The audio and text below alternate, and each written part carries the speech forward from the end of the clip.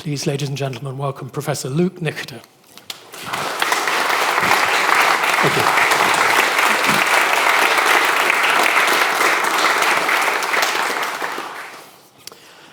Well, thank you very much for that introduction and for the tremendous crowd. We must have gotten the timing right on this one, I think, before Election Day. I should also say, starting with a personal note, I've been familiar with Gresham College's public lectures for years now, so it's gratifying to be able to contribute to one myself, such a long-running and prestigious public service. Whether you're here for the first time or have attended quite a few over the years. It's also never difficult to attract a historian to such a historic venue like this one. And as I walked in it today, I'm amazed that it survived the passage of time for any number of reasons. As well as the opportunity, as I learned working at C-SPAN in Washington some years ago, helping to create their American History TV series, which is still out on the weekends, to reach an even bigger audience online. So welcome to the online audience, as well as the audience that the program will live on in infamy or in perpetuity online for some time to come. As a historian, it's not every day that one has something to say about something so timely in the news cycle with respect to current events. And so for all these reasons and more, it's a pleasure to be with you today. Some have said that history repeats itself. Some have said history rhymes. I'm not sure it does either, but it can illuminate possible future paths, especially when there are recognizable patterns to discern.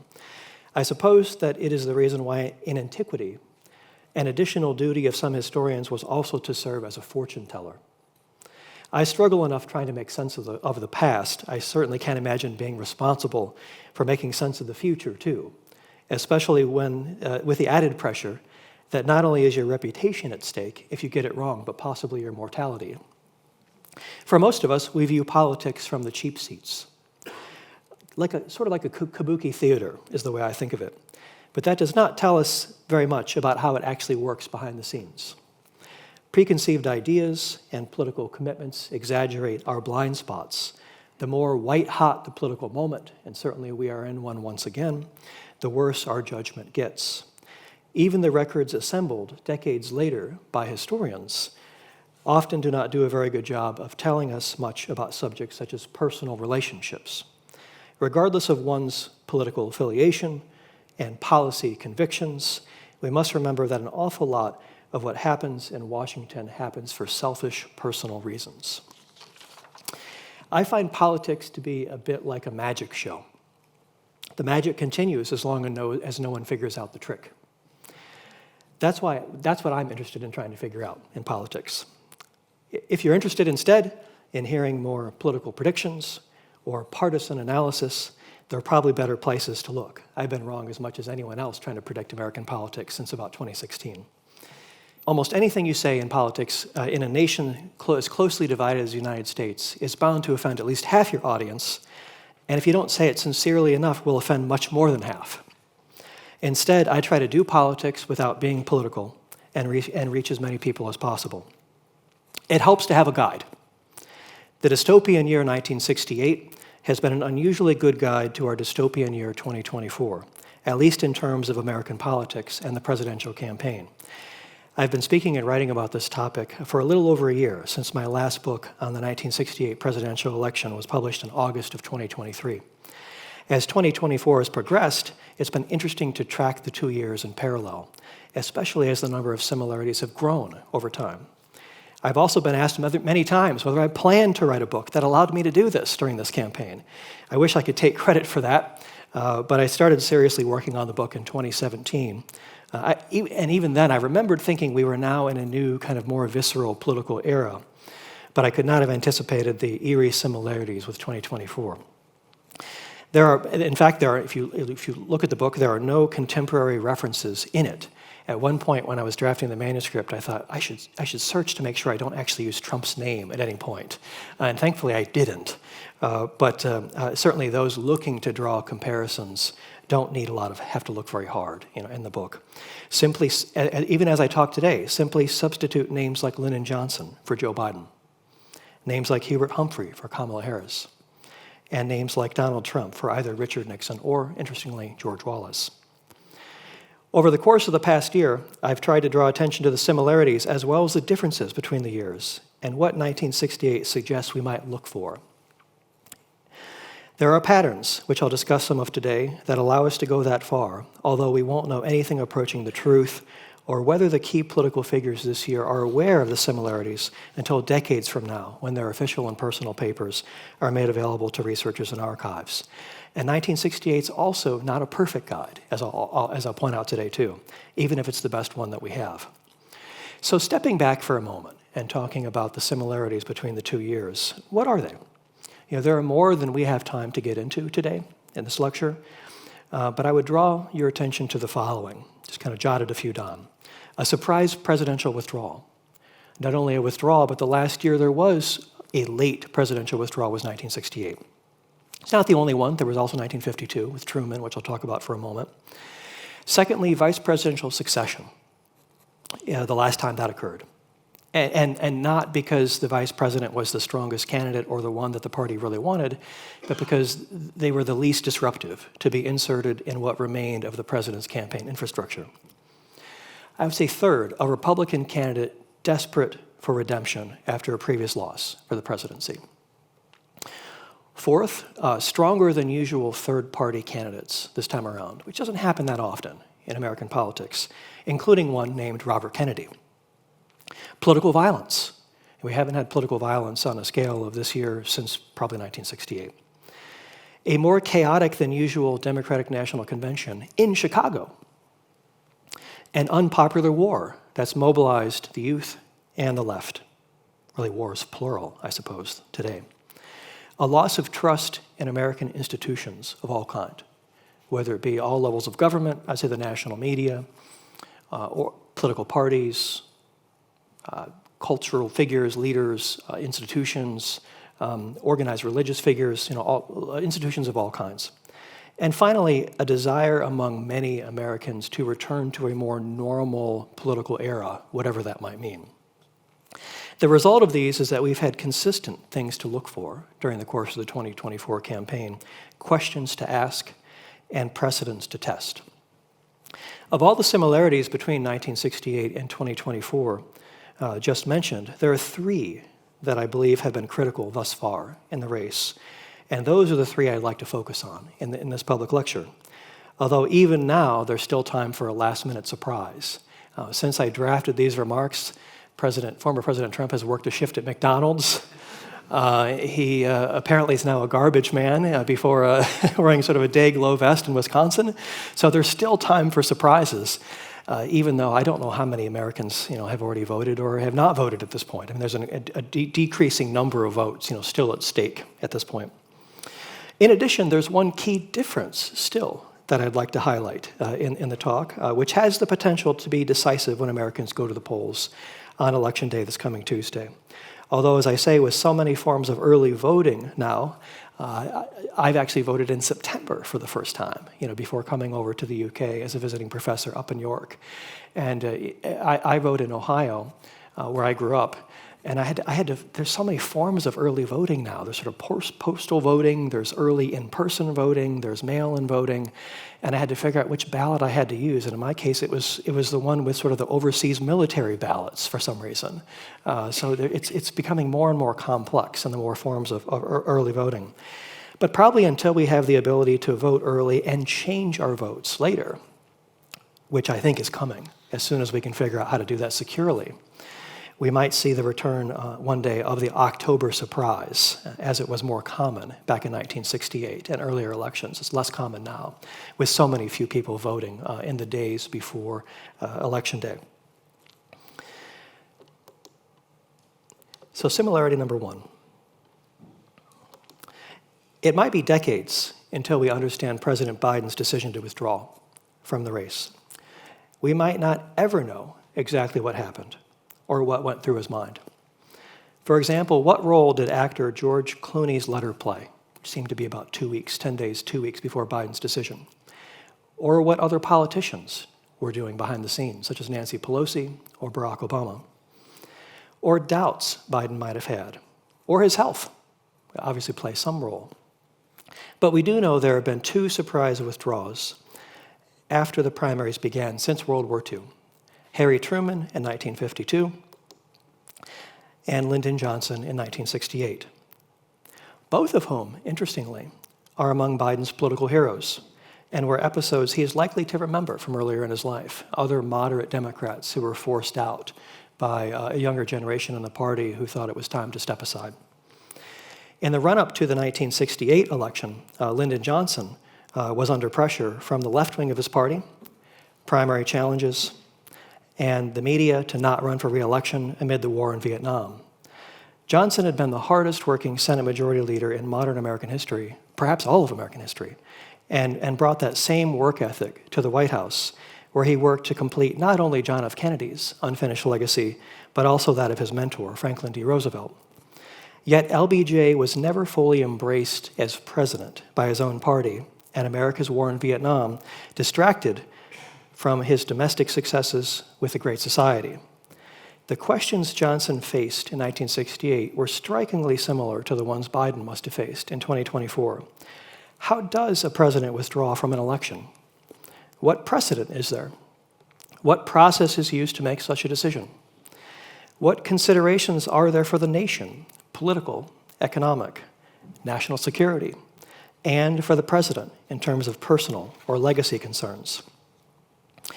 Well, what do you think? What shall I do? LBJ asked Lady Bird Johnson the day of his State of the Union address. Lady Bird's diary has only recently been opened, just a few years ago, and provides insights into LBJ's thinking that we never had before. Perhaps Joe Biden also keeps a diary. We'll find out one day. It was in LBJ, it was January 17th, 1968, was the day we thought he was going to step down, the date of his State of the Union address later that evening. It would be really, I would say, his least hopeful and most defensive of all of his State of the Union messages to Congress. And the question, as we know from her diary and other recent sources, is going over and over in his mind, is whether he should use the occasion to also announce that he would not run again that year. Up until the moment he delivered the speech, those closest to him were not sure what he was going to do. Even as he gave his State of the Union address, Johnson had a secret. In his jacket pocket, he carried a piece of paper that contained an alternate ending to the speech. Accordingly, I shall not seek and I will not accept the nomination of my party for another term as your president. Having these words on a separate piece of paper would allow Johnson to maintain the element of surprise, since the ending was not part of the prepared text given to the press in advance. Johnson was free to pull out the piece of paper and use the statement whenever he felt the moment was right during the State of the Union. Leading up to the speech that evening, he shared his intentions only with a very close inner circle, including his wife, Lady Bird Johnson, and outgoing governor of Texas, John Connally, who had come to Washington in 1937 as one of Johnson's first congressional staffers that he hired after winning a special election to Congress that spring for an open seat. The First Lady, who I think I see now as really much more of Johnson's underappreciated strategist as opposed to just a First Lady, was perhaps the only person in Washington who really knew what Johnson was thinking. She judged the withdrawal statement beautifully written. Lyndon handed me a piece of paper, a letter from John Connally with his recommendation that he go with the statement tonight, she wrote in her diary. Because he would never have a bigger audience, the occasion of the State of the Union was a noble time to make such an announcement. Lyndon had to weigh this against the fact that the whole 1968 program of action would be thereby diluted, if not completely ignored. However, as we know, Johnson did not go through with it on January 17th, 1968. He delivered his State of the Union address without the alternate ending. Some aides were surprised, since it had been discussed with them in advance and vetted by his speechwriters, who expected to hear it. But the timing did not feel right to LBJ. What goes through a president's mind at a time like that? How do you know when it's the right time to step down? How do you do so in a way that does not seem like a response to the media, to your critics, and those who would prefer you let someone run who is younger or more in tune with the future of the party? How do you do it on your terms, with your head held high? It's a difficult needle to thread. Otherwise, stepping down in response to critics signals they must have been correct. In contemplating withdrawal, Joe Biden was not defending a single debate performance, which seems like so long ago now, or even a 4-year term. The stakes were much higher for him than we might realize. He's defending a half-century in political life that goes back to his first election to the Senate in 1972. He will not allow this final chapter to define his entire career. No matter how many critics Biden has, the American people elected him for a full 4-year term of office. No president wants to be a lame duck for a moment earlier than necessary. Biden feels a duty to defend the presidency and carry out the agenda he was given a mandate to fulfill. Short of impeachment and removal from office, no one can take that away from him unless the president voluntarily withdraws. LBJ ultimately withdrew at the end of a nationally televised address on the Vietnam War on March 31st, 1968. Johnson, coming to the surprise ending, said he would not devote an hour or a day of my time to anything other than his duties as president, and he would not accept the Democratic Party's nomination again. He publicly supported his vice president, Hubert Humphrey, as his successor. Johnson, in the lead-up to March 31st, had asked aides to study how Harry Truman had withdrawn for re-election, as he did on March 29th, 1952, when Truman was hesitant to face a strong opponent, General Dwight Eisenhower. Biden, born in 1942, is old enough to remember when those two moderate Democrats were pushed aside. It might even have been a reason why the date of his 2024 State of the Union address was fixed so late in the calendar in March. I can tell you I assumed that Biden was going to withdraw on the State of the Union. And obviously the month of March was the one to watch from a historical standpoint, but came and went without any fanfare. We now know that Johnson's health in 1968 played a more prominent role in his decision to disengage in 1968. Johnson was 59 at the time and would reach the age of 60 later that year, the same as his father, who died prematurely following an earlier stroke. On August 27th, the day the Democrats planned to nominate their presidential candidate, set on Johnson's birthday, 60th birthday in 1968. It's hard to believe that Johnson looked like an old man and I think was considered to be an old man at age 59 in 1968. 4 years before, in 1964, Johnson had been nominated on his birthday at the convention in Atlantic City, New Jersey. Lady Bird might have been the only one who knew Johnson's true thinking leading up to 1968. Her diary reveals LBJ's preoccupation with his health, but there was also another reason why he thought it might be time to step down. Quote, "I think what was uppermost, what was going over and over in Lyndon's mind," she wrote in her diary, "was what I'd heard him say increasingly these last few months. I do not believe I can unite this country." Lady Bird saw the strain he was under from the growing virus of the riots, the rising list of Vietnam casualties, and criticism from your friends or former friends in Congress, and noted that most of the complaining is coming from Democrats in 1968. First Lady Jill Biden, likewise, might be the only one who really knows her husband's thinking. Like LBJ, when Biden withdrew, he was briefly a hero to his party and the nation. In 1968, LBJ's act of self-sacrifice was seen as virtuous and about putting the country ahead of his political future. As with Johnson, a withdrawal by Biden has not necessarily been a withdrawal from politics. LBJ simply shifted his political energies from the ballot to focus on the war in Vietnam and influencing the choice of his successor, thus his legacy. Following a president's withdrawal, the excitement shifts to the challengers, as it did this year. Alternative candidates, governors, senators emerge. Like LBJ, Biden endured defections from staffers who flocked to others out of a desire to work in the next administration. In 1968, the Democrats were divided over the Vietnam War, and prominent candidates like Senators Eugene McCarthy and Robert Kennedy challenged the establishment. This year, divisions over Israel threatened to splinter the party, although Biden had no serious primary challenger. Millions watched the chaos of the Democratic National Convention in Chicago on television from their sitting rooms in 1968. The violence in the streets outside the International Amphitheater where Mayor Richard Daley's police joined in and incited some of the violence, spelt doom for the Democrats. Richard Nixon campaigned on the platform of law and order, in contrast to the chaos facing his opponents. In 2024, the Democrats returned to Chicago, although for a largely scripted convention.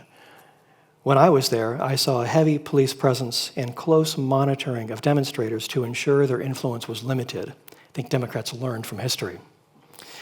The dysfunction on those same streets in 1968 played a major part in electing Richard Nixon as president, but similar disorder did not assist Donald Trump's campaign this year. I watched delegates and VIPs arrive in Chicago demonstrating a palpable level of energy not seen in American politics for years. Kamala Harris is no Obama, and Democrats should not look to replicate the excitement of 2008. What I saw from her was much closer to the spirit of the 1968 happy warrior, Hubert Humphrey, a spirit which, if sustained, may yet carry her to the presidency. Similarity number 2. I mentioned Humphrey. In 1968, Vice President Hubert Humphrey had been labeled the happy warrior of our generation for his passionate advocacy of social justice as a senator from Minnesota, and he built a legacy as a tireless champion of Great Society programs and the Civil Rights Acts of 1964. And as vice president, however, Humphrey had become inseparable from the Johnson administration's war in Vietnam, even becoming its lead spokesperson on many occasions. After appearing on Meet the Press on the eve of the 1968 convention, Humphrey sounded more like a man who had conceded defeat than one nearing the pinnacle of his political career. He knew the chaos and the anger that awaited him in Chicago. The protesters there were not the poor or the downtrodden, but more often than not, white radicals, many from middle and upper class backgrounds and families. Quote, "I supported the Viet Cong and selective violence here at home," anti-war protest leader Jerry Rubin wrote in his memoirs. "Though I am a white middle-class American who enjoys a good meal and the luxury of comfort, I nevertheless share the feelings of extremist revolutionaries." Images of police beatings became the thing that most people would remember or learn about the 1968 convention in Chicago. There is no question the police used excessive force, that it violated the civil rights of innocent protesters, and the violence was likely sanctioned by Daley himself. There was considerable sympathy for the police, too, however. Quote, the baiting of the police was incredible," Humphrey's physician, Edgar Berman, there with the candidate in Chicago, wrote later. "There was no doubt police brutality in Chicago, plenty of it, but I saw provocation that few men could tolerate." A Gallup poll after the convention in Chicago showed that a majority of Americans actually supported the police, 56 to 31%. In his late-night speech accepting the nomination, Humphrey did his best to calm the chaos, both outside and within the hall, to those where there had been a drawn-out battle over the platform between the moderate and liberal wings of the party, especially over Vietnam. While it had been inevitable that Humphrey would become the nominee, Johnson refused to relinquish control of the process and never allowed his vice president to define his own independent positions. Humphrey tried to patch up their differences during his acceptance speech, but it was not the radical, gauntlet-hurling speech that many wanted him to make. It was, however, an elegant address, a classic Humphrey speech that had something for everyone and drew upon inspiration of the history of the Democratic Party. Humphrey paid tribute to his political heroes, including Franklin D. Roosevelt, Harry Truman, Adlai Stevenson, and John F. Kennedy. He thanked Johnson, called for party unity, praised Eugene McCarthy, and reminded Democrats that we need a state of law and order. As with LBJ, Biden's replacement was defined at the outset by her distance from the incumbent. But Kamala Harris has never quite been able to escape the shadow. And the Democratic nominee, Hubert Humphrey, learned in 1968, it is very difficult to quickly organize a campaign when you begin it that late around a meaningful theme, balancing between presenting both continuity and change under such conditions. The candidate must excite the party's base without alienating their political patron. When the media honeymoon ends, they need fresh policy proposals to maintain that excitement level. And that's where the potential conflict creeps in that can be capitalized on by the other side. In fact, the only one sitting vice president has won the presidency in the past century, George H.W. Bush in 1988, when he ran arguably more on continuity, that is Reagan's popularity, than on change. Like Harris, Humphrey was not the strongest candidate, but rather the one who could be most easily inserted into what was left of Biden's campaign infrastructure. Another option, going back to 1968, such as Eugene McCarthy or on the left, or John Connally on the right, each representing one half of the New Deal coalition of Northern liberals and Southern conservatives, might have caused lasting division in the party. A serious danger, especially in a year that favored the Republican candidate. Hubert Humphrey and the Democratic Party came out of the 1968 convention divided and scarred. In 2024, however, Harris left Chicago with a broadly united party, supported by a series of rousing speeches from the grandees of the Democratic establishment. The ghosts of 1968 seem to have been exorcised. The protests over Israel's war in Gaza were small and drowned out by the excitement generated by the Obamas, Tim Walz, Oprah Winfrey, and all the champions of Harris and the Democratic Party's vision for America. With a precedent of such unedifying chaos and misery, the Democratic Party was able to excel beyond the stark warnings of history. At least that was the public spectacle, which does not tell us very much about what goes on behind the scenes. If Biden's primary concern is his own legacy, there's another role he could play in the election. The more that LBJ was pressed to not run, the more that he found common ground with his longtime political nemesis, Richard Nixon, in 1968, which is the most controversial argument that I make in the book, is that LBJ actually came to prefer Nixon as his own successor because Johnson concluded it was better for his own legacy. Despite his notional party loyalties, Johnson quietly supported Nixon's election over his vice president, Hubert Humphrey. They were each the best of their generation on their side of the aisle. But when not facing each other on the ballot, Johnson and Nixon came to realize they needed each other. It was not so much what they had in common that led LBJ to support his successor's election, but that they had so many of the same critics. To Johnson, Humphrey wasn't a surrogate, but the anti-Johnson. Humphrey was a constant reminder to LBJ that he'd been forced out. The best guide for the Harris campaign is probably Humphrey's run in 1968. Like Harris, Humphrey was originally from the liberal wing of the Democratic Party, but his 4 years with Johnson forced him to shift closer to the center and into the difficult role of being the chief defender of an unpopular administration. The issues of 1968, the campaign, were also not the preferred subjects for Democrats: an unpopular war, concern about the economy, inflation, and rising crime. Richard Nixon had no personal prestige, invested, or past positions to defend since he was out of government in the 1960s, and he could present himself as a better alternative to Democrats. Democrats, on the other hand, had controlled the House, the Senate, and the White House since 1961. Humphrey initially struggled under the weight of his association with LBJ as he sought the presidency. Every comment he made was measured against Johnson's statements by those looking for any perceptible difference between Humphrey and the sitting president, a figure who remained very much in charge during his final months. If Humphrey suggested a new idea, a critic could easily ask why it had not been implemented over the previous 4 years. Humphrey could not escape that shadow, even as he tried. Anti-war protesters hounded him throughout the campaign as a surrogate for LBJ, even though his positions on ending the Vietnam War were closer to the views of the protesters than those of Nixon, or Johnson, for that matter. Harris has confronted similar issues of finding the right balance between continuity and change, especially in the shadow of an unpopular president. Humphrey ultimately realized that his position as vice president and his campaign strategy would doom him if he carried on. Late in the 1968 campaign, a few weeks before the election, he adopted an entirely new approach. Democratic consultant Vic Fingerhut was the one who told me about this. He was the advisor to Humphrey in 1968, who argued that Humphrey should stop talking about foreign policy, which had been a Republican strength since the Eisenhower years. Instead, Humphrey should not mention the war in Vietnam, which would be a reminder to voters that it had started under Democrats, that perhaps Republicans would be better to end it.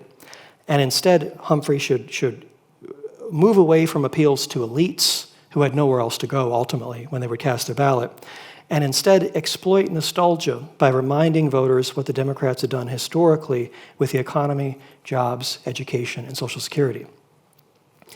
Humphrey shifted away from Johnson while also not offending him, and returned to his roots, presenting himself as heir to a longer tradition of Democrats from the New Deal onwards. The gap in polls narrowed, and the campaign drew to a close, and much closer than it had been just a few weeks before. And it even appeared Humphrey could win, even days before Election Day in 1968. Though he ultimately lost, the conjecture of what could have been had he pivoted earlier began to spread. In retrospect, had Humphrey emphasized traditional Democratic domestic policy strengths when he was unexpectedly thrust into the campaign in April, his campaign could have coalesced around a clear and compelling theme much sooner than he did. By focusing on domestic issues and allowing Johnson to manage the unpopular Vietnam War, Humphrey might have avoided a rift with the president too. Like Nixon was able to, Humphrey could have minimized discussion of the war, spotlighted the achievements of Johnson's Great Society, and outlined how he would continue those initiatives, potentially strengthening his campaign and avoiding earlier missteps. Similarity number 3. A liberal running as a liberal. Following the convention, Kamala Harris has continued to face the challenges of history, even if she escaped them in Chicago. Harris is a Californian from San Francisco who ran a liberal campaign for the presidency in 2020 and was called the most liberal member of the U.S. Senate when she was a senator. She has had to broaden her appeal across the country and the political spectrum. She ultimately confronts a dilemma experienced by every presidential candidate of repositioning her views and politics for the whole country. Successful presidential candidates win by targeting centrist voters. Even Barack Obama, I would argue, ran largely as a centrist in 2008. Harris might not have needed to calm angry protesters as the Democrats did in Chicago in 1968, but American political history offers important warnings about the dangers of continuing a campaign for the presidency from the left. In 1972, for example, George McGovern of South Dakota ran on a campaign of opposition to the Vietnam War, amnesty for draft dodgers who fled the country, and reducing defense spending. That year, the columnist Robert Novak quoted an anonymous Democratic senator, quote, "The people don't know McGovern is for amnesty, abortion, and legalization of pot.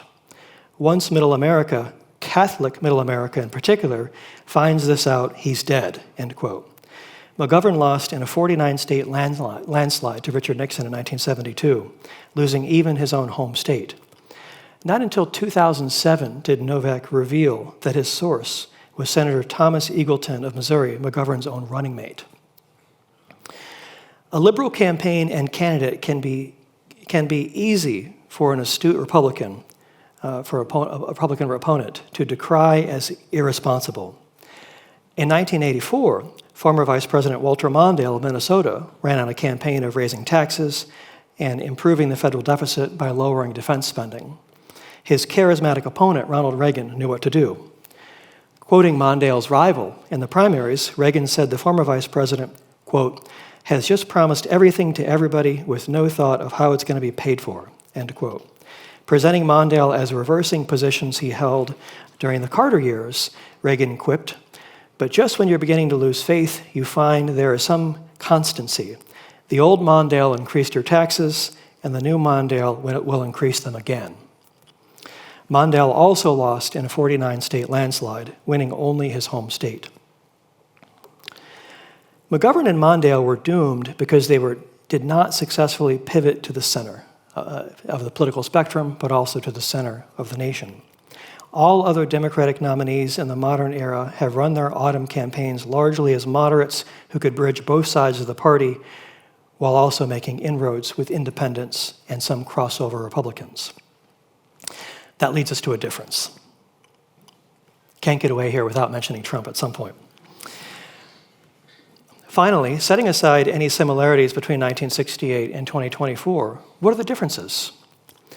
This has also been an evolving tally. Up until this past summer, I would have said that two of the biggest differences between the years are the lack of political violence this year and the fact that President Biden did not appear to be inclined to do an LBJ and withdraw from the race, having missed the more natural timing of March, when it was early enough where his party still could have organized and had some kind of a primary process. Both of those were erased in the span of a fortnight in July. As it stands today, the biggest difference is that Vice President Harris is not running against Nixon in 1972, as George McGovern did, or against Reagan in 1984, as Walter Mondale did, or even against Nixon in his 1968 form, as Hubert Humphrey did, but against Donald Trump, a much more unpredictable and divisive opponent. It took decades before we had a more balanced frame of mind to consider 1968, so I assume it will take at least as long to make more sense of our political era today. While the media often describe Trump as far right, for many conservatives, he's not really a Republican or a conservative at all, but to them a kind of interloper, carpetbagger, or a wolf in sheep's clothing. At the recent Al Smith dinner, Trump seemed right at home with Manhattanites, such as Democrat Chuck Schumer. No one will be happier to move beyond the Trump years than many conservatives of the Reagan mold. If Trump wins, he will not be all-powerful, as his supporters claim. Power will begin to drain from him immediately if he wins, because he'll no longer face voters again, and the momentum will shift towards 2028 when he can't run. Once again, I would argue 1968 is the best guide that we have. However, Donald Trump is not exactly Richard Nixon, despite the desire by each to redeem themselves after a previous losing race for the presidency, but a George Wallace figure, a conservative Democrat and former and future governor of Alabama, who in 1968 was running as a third-party candidate. I will avoid a deep dive into the Wallace campaign, although in some ways his was the most relevant of that race that year in 1968, because more so than Humphrey or Nixon, Wallace started a movement, a populist movement that is still with us today. These movements are typically based around a unique personality without clear heirs. Since one of the biggest questions about Donald Trump is whether he's unique or leading a movement with heirs, it's worth spending a few minutes on George Wallace, since history provides a few clues.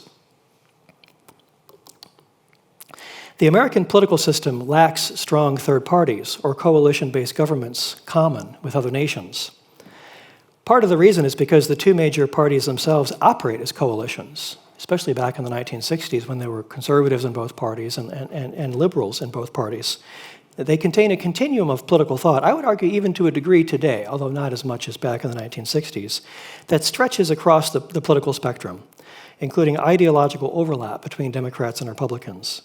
While these differences might seem less prevalent today than, say, during the Cold War, when the threat of an external enemy meant there were always significant numbers of anti-communists in each party, both major political parties still operate similarly in terms of appealing to their partisan bases during a primary election and then shifting towards the center to attract moderates and independents during the general election. The major parties tend to nominate moderates while being very wary of third-party challenges who tend to attack from the outer flanks on one side or the other. In this system, serious third-party challengers are exceptionally rare, perhaps once in a generation, at least those that have a potential to make a difference in the election outcome. First, there's the cost of running such a campaign. In 2024, both major presidential nominees are likely to spend at least $1 billion, perhaps much more than that. There's also the challenge of getting on the ballot in enough states as a third-party challenge to make the effort meaningful enough. It's virtually impossible to simultaneously lead a revolution and to secure a place on the ballot. Finally, there's a strategy of the campaign message to be employed, depending on whether the goal is to make a deal with one side or the other, spawn a movement, or simply be disruptive. Since the dawn of the 20th century, there have been only a handful of serious third-party challengers that have been especially prone, and I think they've been especially prone to be misunderstood in history. The last time, as I said, about maybe once a generation, we have third-party challengers who make a difference or attract enough of a following that we pay attention to them. The last time this occurred was probably Ross Perot, who polled as high as 39% briefly during the 1992 campaign. Although he did not win any electoral college votes, his was the strongest third-party performance in terms of the popular vote since Theodore Roosevelt in 1912. One day we might actually conclude with certainty that Perot was responsible for denying George H.W. Bush a second presidential term in 1992. In the 1948 presidential election, there were two formidable challengers, one from the left, former Vice President Henry Wallace, and one from the right, South Carolina Governor Strom Thurmond. While neither was ultimately consequential that year, the simultaneous challenges showed the extent of dissatisfaction on both sides of the political spectrum with the major party nominees. Then there was also Eugene Debs, who ran as a socialist 5 times between 1900 and 1920, winning as many as 1 million votes in his best and final effort despite being incarcerated in the Atlanta Federal Penitentiary. But we come back to 1968. Perhaps the most relevant case in recent history to illuminate the current election season is that of former Alabama Governor George C. Wallace in 1968. What makes the example of Wallace resonate so strongly is that he managed to get on the ballot in all 50 states, everywhere but the District of Columbia. Wallace ran an anti-elite, anti-establishment, anti-media, traditional media platform that has resonated with every populist major candidate in both political parties since. Wallace polled as high as 29% in 1968, just behind Vice President Hubert Humphrey for a period in the early autumn, and ultimately won 10 million popular votes while carrying 5 states in the Deep South and 46 electoral college votes. More important for today, he sparked a movement. Defeated in 1958 for the Alabama governorship, arguably because he was too moderate, he shifted right to appeal to hardline segregationists and won in 1962. Wallace made a limited run for the presidency in 1964, entering 3 carefully chosen Democratic primaries, Wisconsin, Indiana, and Maryland.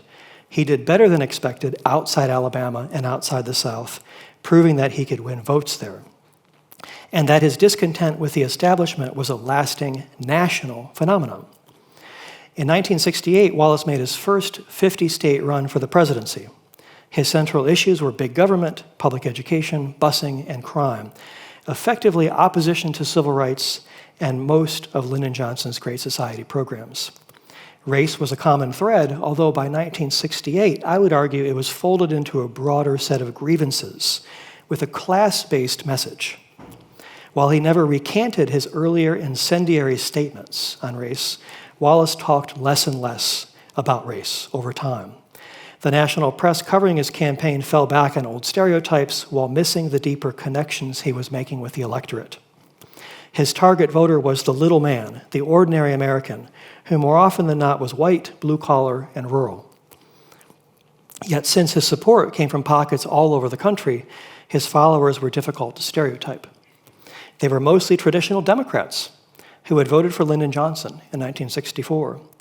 Many of the same millions who had put Johnson over the top in a landslide in 1964 ultimately put Richard Nixon over the top in a landslide in 1972 and helped Ronald Reagan achieve a decisive victory in 1980. The Wallace campaign was anti-establishment because, he argued, the establishment had let his people down.